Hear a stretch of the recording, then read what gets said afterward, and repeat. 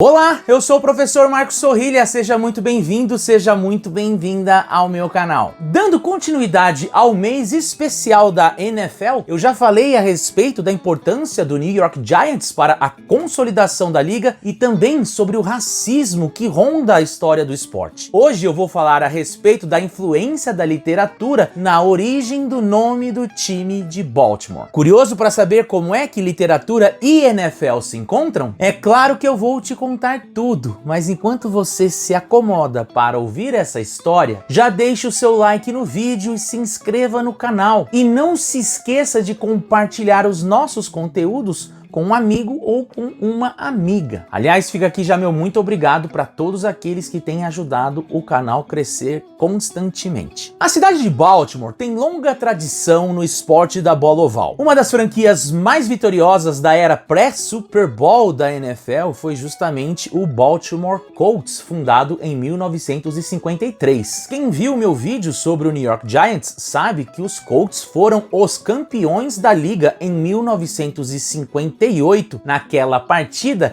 que ficaria conhecida como a maior partida de todos os tempos. Durante a década de 60, a franquia teve ainda um dos times mais competitivos da liga, disputando 2 Super Bowls e sagrando-se campeã em 1970. A partir daí, o time entrou em um período de instabilidade e incertezas que culminou no ano de 1984, por conta de desavenças entre o dono da franquia, o Robert Irsay, e a prefeitura de Baltimore em torno de questões que envolviam a construção de um novo estádio. Os Colts pegaram suas tralhas, capacetes e equipamentos e foram embora de Baltimore, mudando sua sede para Indianápolis. Lá demorariam 20 anos para conquistar um Super Bowl, o que aconteceria somente no ano de 2006, quando liderados pela lenda e segundo maior quarterback de todos os tempos, o Peyton Manning, o famoso peitão da massa. Agora, com a ida dos Colts para Indianápolis, Baltimore ficou sem um time e com o coração partido. Essa história somente começaria a mudar no início de 1990, quando um pacote de incentivos foi elaborado pela prefeitura com o intuito de atrair alguma franquia para a cidade. A notícia animou um grupo de empresários e fez com que Art Modell, o dono do Cleveland Browns na época, decidisse levar o seu time para lá. Porém, a cidade de Cleveland, obviamente, não gostou nada dessa história. E depois de seguidos protestos e processos judiciais, a NFL tomou uma decisão inédita. Segundo ela, os Browns e toda a sua história e retrospecto ficariam em Cleveland, ao mesmo tempo em que Art Modell poderia construir o seu time em Baltimore desde que começasse uma franquia do zero. Ótimo!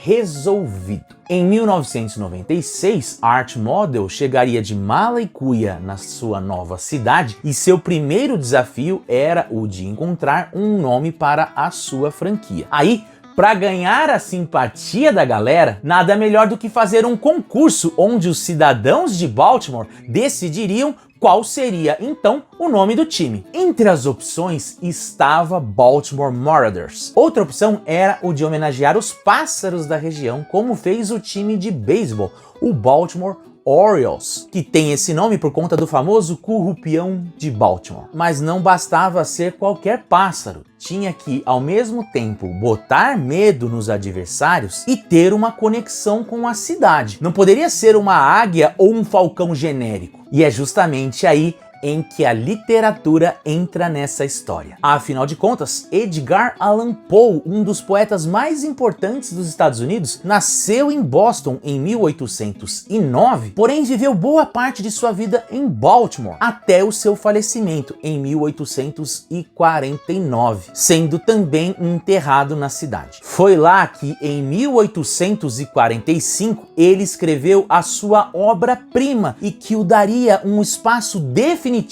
no panteão dos grandes escritores do Ocidente. Estou falando do poema O Corvo. Já entendeu onde eu vou chegar, né?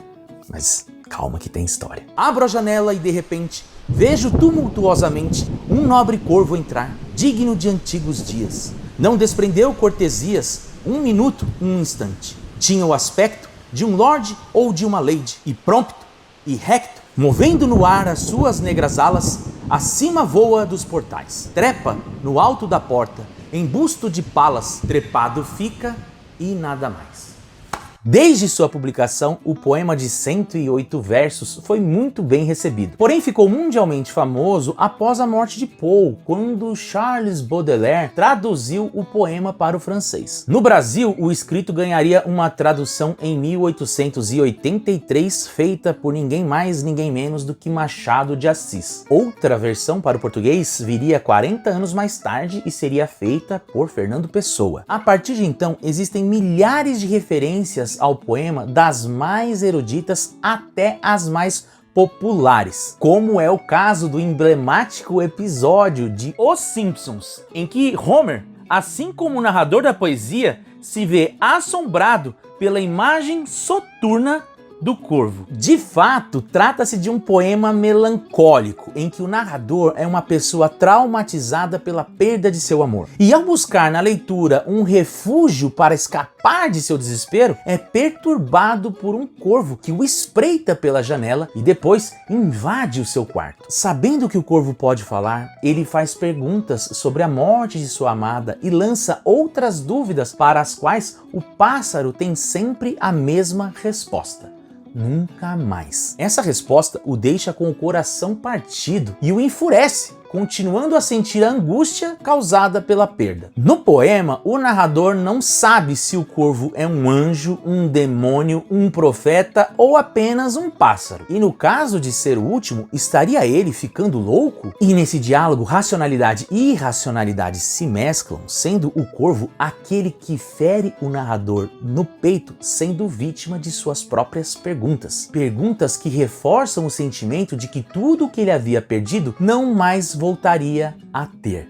Nunca mais. Desde então, a imagem do corvo se consagrou como uma metáfora para a morte, ou então como sendo aquele que é portador de péssimas notícias. E talvez por isso, por conta dessa imagem sombria, foi que 70% dos moradores da cidade resolveu homenagear o poeta Edgar Allan Poe, um cidadão honorário de Baltimore, dando ao time o nome do seu poema mais famoso, The Raven, o Corvo. Assim como o poema, os Corvos de Baltimore, o Baltimore Ravens, seriam os portadores da morte e desespero para os seus adversários. E parece que deu certo. Já na sua quarta temporada de existência, em 2000, os Ravens seriam campeões do Super Bowl. Fato que se repetiria também na temporada de 2012, mas que eu não quero falar sobre isso agora não. Também, no lugar do quarterback, a gente tinha um running back. Claro que a homenagem não ficaria apenas no nome do time, uma vez que o simpático corvo e mascote do Ravens recebe também o nome do poeta,